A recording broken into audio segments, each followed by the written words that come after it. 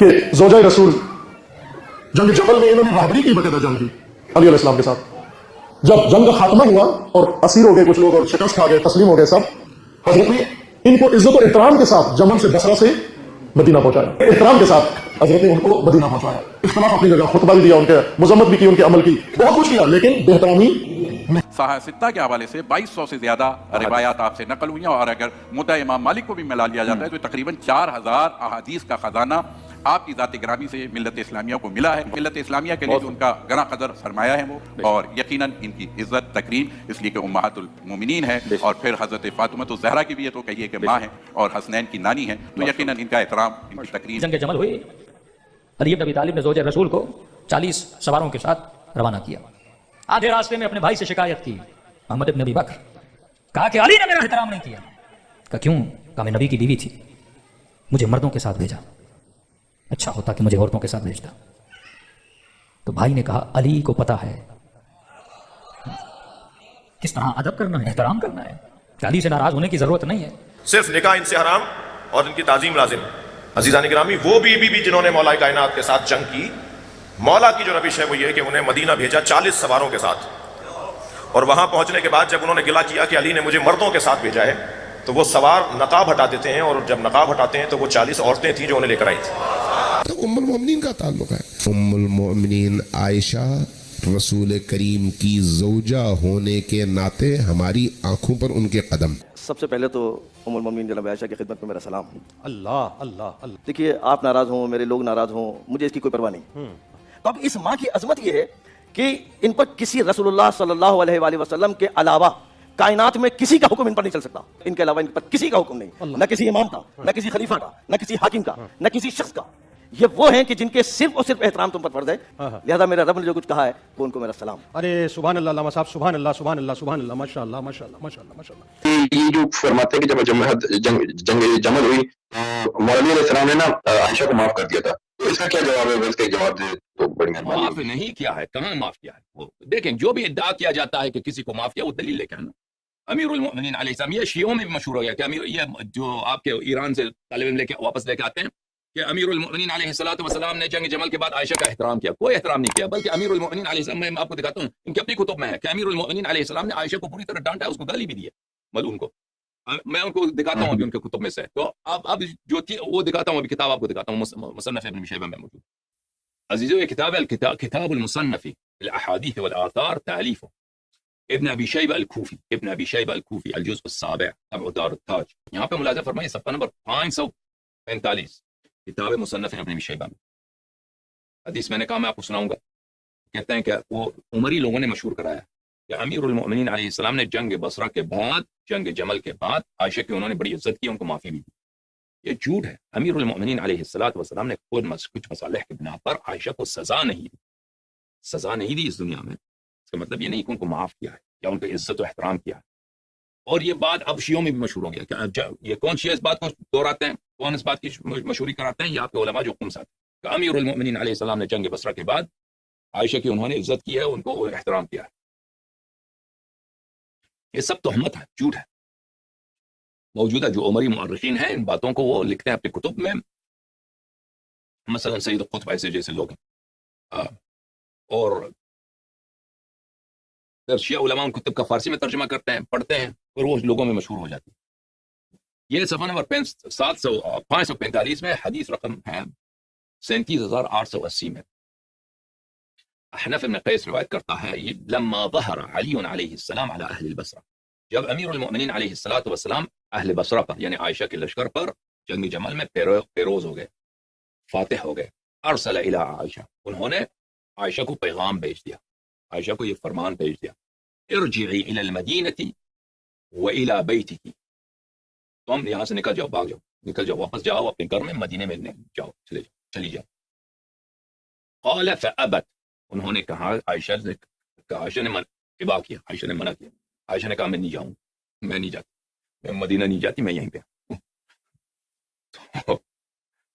عائشہ وہ بھی بہت ٹینک بنا کے آ گئی تھی نا، وہ جنگ جمل پہ چڑھ کے وہ پورا اس پہ لوہا چڑھا کے جنگ جمل میں پہنچ گئی تھی۔ کہانی اس کی کافی مشہور ہے۔ اچھا،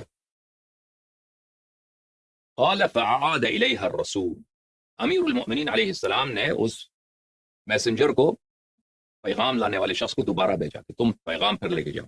واللہ لترجعن او لابعثن الیک نسوة من بکر بن وائل معهن، یہ دمہن خطا ہے، معهن شفار حداد یاخذنک بها. امیر المؤمنین علیہ السلام نے کہا کہ خدا کی قسم تو مدینہ واپس چلی جا، اگر نہیں جاتی تو میں قبیلہ بکر بن وائل کے عورتوں کو بھیج دوں گا، قبیلہ بکر بن وائل کو بھیج دوں گا، ان کے عورتوں کو. معهن شفار حداد، ان کے پاس جو ہے نا، اردو زبان میں بولتے ہیں پلاس. وہ مستری کے پاس پلاس نہیں ہوتا جس سے وہ سامان پکڑتے ہیں، لوہار مثلا کچھ پکڑتے ہیں، لوہار کے پاس پلاس ہوتا ہے، وہ پکڑنے کے لیے ہوتا ہے. وہ مثلا کوئی گرم چیز لوہار نے پکڑنا ہو، لوہے پہ کام کرنے والے آدمی، وہ لوہا بہت گرم ہوتا ہے، اس ہاتھ جل جاتے ہیں، تو وہ دور سے پکڑنے کے لیے وہ پلاس ہوتا ہے اس کے پاس.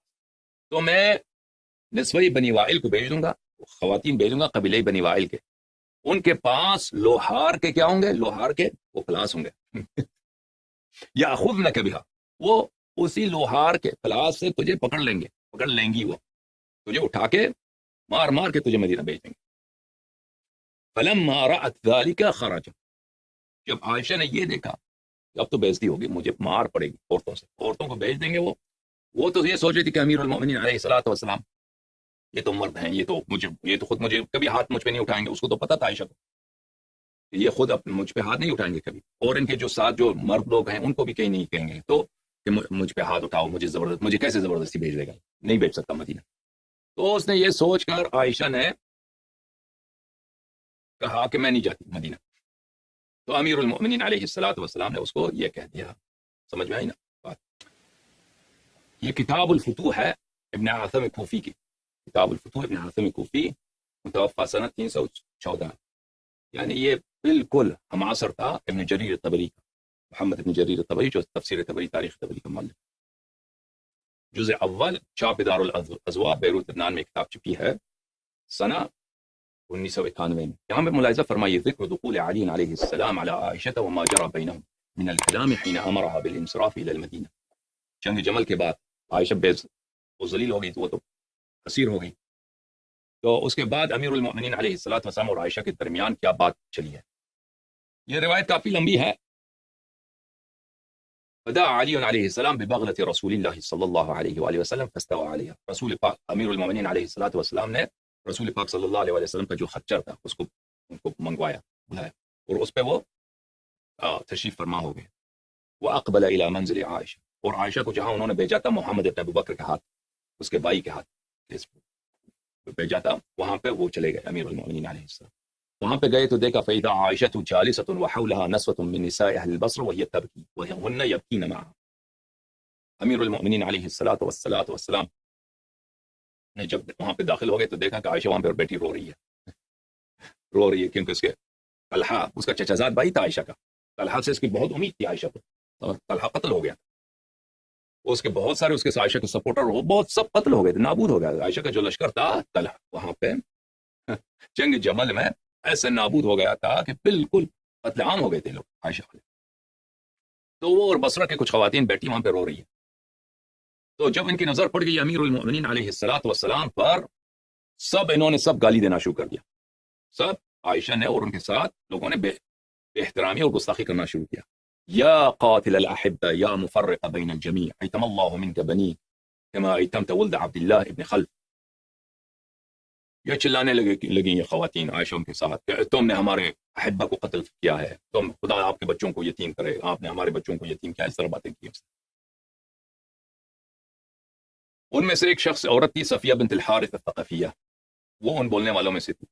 امیر المؤمنین علیہ السلام نے اس کی طرف دیکھا فعرفہ، اس کو پہچان لیا. اما انی لا الومک ان تبغضینی وقد قتلت جدک فی یوم بدر فقتلت عمک یوم احد فقتلت زوجک الان.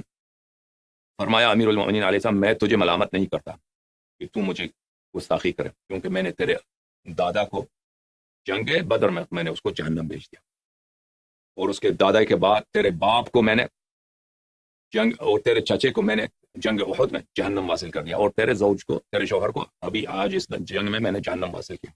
ولو كنت قاتل الأحبة كما تقولين لقتلت من في هذا البيت ومن في هذه الدار. اگر میں واقعا قاتل شخص ہوتا جیسے تو کہہ رہی تو میں بھی سب کو یہاں پہ میرے دشمن ہیں اور جنگ میں پکڑے گئے ہیں. آپ کمانڈر تو یہی بیٹھی ہے جنگ عائشہ. میں آپ سب لوگوں سب کا قتل کا حکم صادر کرتا. آپ سب کو بھی کوئی مشکل نہیں ہے. جنگ میں پکڑے گئے ہیں, جنگ میں آئے ہیں, وہ عورت ہی ہے. عائشہ عورت بھی ہو, جنگ میں کیوں آئی؟ امیر المؤمنین علیہ الصلوۃ والسلام سے جنگ کیوں کیا؟ تو اس کو میں قتل کا حکم دیتا. فاقبل علی علیہ السلام علی عائشہ. امیر المؤمنین علیہ الصلوۃ والسلام نے عائشہ کی طرف رخ کیا اور فرمایا الا تنحین کلابکی هؤلاء عنی. عائشہ سے کہا کہ کیا تو اپنے کتوں کو, ان کتیوں کو, اس کلاب کی اپنی ان کتیوں کو مجھ سے دور نہیں کرتی؟ وہ خواتین وہ گستاخی کر رہی تھی نا امیر المؤمنین علیہ السلام سے کہ تم نے ہمارے شوہروں کو قتل کیا. عائشہ بھی ساتھ وہ گستاخی کر رہی. فرمایا عائشہ سے کہ کیا تم اپنی ان کتیوں کو مجھ سے دور نہیں کر رہی, دور نہیں کرتی؟ اما اننی قد حممت ان افتح باب هذا البيت فاقتل من فيه وباب هذا البيت فاقتل من فيه. وہ جس گھر میں عائشہ بیٹھی ہے نا, وہ عائشہ نے کیا کیا تھا وہاں پہ. اب اس کے جو اس کے ساتھی تھے عائشہ کے جنگ میں جمل میں, جیسے عبداللہ ابن زبیر ہیں, یہ لوگ ان کو چھپائی رکھا تھا اس گھر میں, مختلف قوموں میں ان کو چھپائی رکھا تھا جو جنگ سے فرار ہو گئے تھے. امیر المؤمنین علیہ السلام نے فرمایا کہ تو ان کو منع نہیں کرتی اپنی کتیوں کو؟ ابھی میں حکم دیتا ہوں کہ اس کمرے میں جو شخص تم نے چھپائے رکھے ہیں, اس کمرے میں جو افراد تم نے چھپائے رکھے ہیں جنگ سے مفرور افراد, ان کو سب کو قتل کیا جائے. ولولا حبی للعافیت لاخرجتهم الساعة فضربت اعناقهم صبرا. اگر میں واقعا میں عافیت نہیں چاہتا, میں امن و امان نہیں چاہتا, میری خواہش نہ ہوتی اور میرے کرم اور بزرگی اور مہربانی مجھ میں نہ ہوتی, میں ابھی حکم دیتا کہ ان کو کمروں سے نکالا جائے. تم نے ان کو چھپائے رکھا ہے, ان سب کو یہاں سے نکالا جائے, ان کا گردن مارا جائے. جب یہ فرمایا تو فسکتت عائشہ ساکت ہو گئی. عائشہ وہی چلانے والی تھی نا, وہ بدتمیزی کر رہی تھی. وسکتت النسوة ولم تنطق واحدة منهن. سب خاموش ہو گئے, سب خاموش. بس ان کو ڈر لگ گیا کہ واقعا ہمارے جو عزیز یہاں پہ چھپے ہوئے ہیں جنگ سے فراری لوگ. ان کو عائشہ لے کے آئی تھی نا مکے سے اور مدینے سے, لوگوں کو بلایا تھا, مختلف قبائل سے بلایا تھا کہ ہم جا کے وہاں پہ قبضہ کریں گے, عراق پر اپنی حکومت بنائیں گے. اچھا.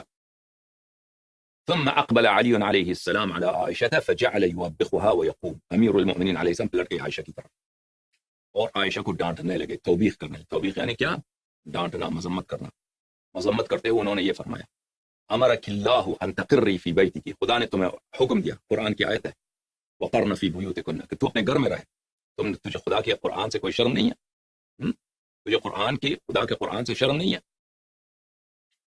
وتحتجبی بسترک ولا تبرجی. قرآن نے حکم دیا کہ تم پردے سے رہو, گھر میں رہو اور مردوں کے ساتھ باہر نہ نکلو.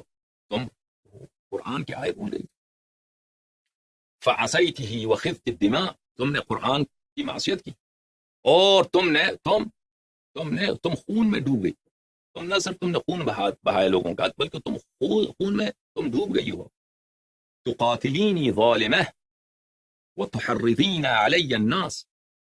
تم ایک ظالم کے طور پر, ایک مجرم کے طور پر مجھ سے لڑتی ہو, مجھ سے جنگ کرتی ہو اور لوگوں کو فتوے دیتی ہو کہ تم پہ واجب ہے, آ جاؤ علی سے قتال کرو, لڑو.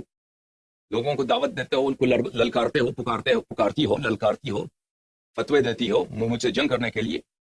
وبما شرفك الله وشرف آبائك من قبلك وسماك أم المؤمنين وضرب عليك الحجاب قومي الآن فرحلي واختفي في الموضع الذي خلفك فيه رسول الله صلى الله عليه وآله إلى أن يأتيك فيه أجلك.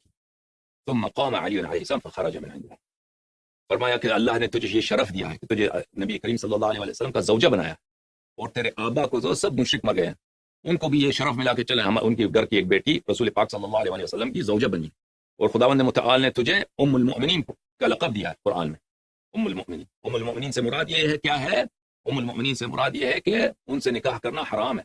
نکاح ان سے, جیسے آپ کو اپنی ماں سے نکاح نہیں کر سکتے, عائشہ سے کوئی مسلمان نکاح نہیں کر سکتی رسول پاک صلی اللہ علیہ وسلم کے بعد. اچھا. وضرب علیک الحجاب. خداوند متعال نے تجھ پر حجاب واجب فرمایا. اچھا. قومی الان, ابھی اٹھ جاؤ یہاں سے, فرحلی, چلی جاؤ, واختفی, اور گم ہو جاؤ اس مکان پر جہاں پہ رسول پاک صلی اللہ علیہ وسلم نے تجھے تجھے چھوڑ دیا تھا، وہاں پر جہاں پہ رسول پاک صلی اللہ علیہ وسلم نے تجھے ترک کیا تھا، وہاں پہ تم جا کے وہاں کھو جاؤ اس وقت تک کہ تجھے تیری موت نہ آئے۔ اس کے بعد امیر المؤمنین علیہ الصلوۃ والسلام وہاں سے نکل آئے، وہاں سے عائشہ کے پاس سے نکل آئے۔ تو یہ جو کہتے ہیں امیر المؤمنین علیہ السلام نے احترام کیا، یہ سب جھوٹ ہے، تہمت ہے۔ ادھر جو پاکستان کے شیعہ علماء ہیں نا، کافی مطلب علامہ شہنشاہ نقوی صاحب ہیں، آغا جوان نقوی صاحب ہیں، امین شہیدی صاحب ہیں، ان کو کیا آتا ہے بھائی، ان ان کو کیا آتا ہے، ان کا کنسیپٹ ان کو چھوڑو۔ وہ شیعہ تو مولوی بڑی جو ہے نا، شیعہ مولوی سب سے، عائشہ کی زندگی بچی ہے شیعہ مولویوں کی وجہ سے، ابو بکر عمر کا دین بچا ہے شیعہ مولویوں کی وجہ سے۔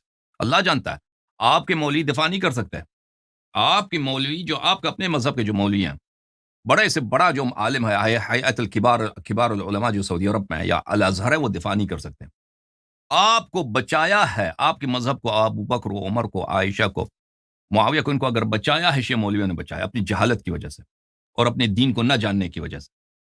یہ جس دن اپنے دین کو سیکھیں گے نا شیعہ مولوی، اپنے دین کا دفاع کرنا سیکھیں گے، اپنے عقائد سیکھیں گے، تو اس وقت پھر آپ یعنی دنیا میں اہل بیت علیہ الصلوۃ والسلام کا مذہب پوری دنیا پہ چاہ جائے گی۔ تو اسی لیے میں کہتا ہوں کہ سب سے بڑا غدار جو ہے اس مذہب کا کون ہے؟ نہ ہمارا سب سے بڑا دشمن نہ اسرائیل ہے، نہ امریکہ ہے، کچھ یہ جاہل شیعہ مولوی، مراجع سے لے کر طالب علموں تک، یہ ان کی جہالت کی وجہ سے، اہل بیت علیہ السلام کے راستے سے دوری کی وجہ سے۔ تو یہ وجہ یہ ہے، سمجھ میں آئی نا بات آپ؟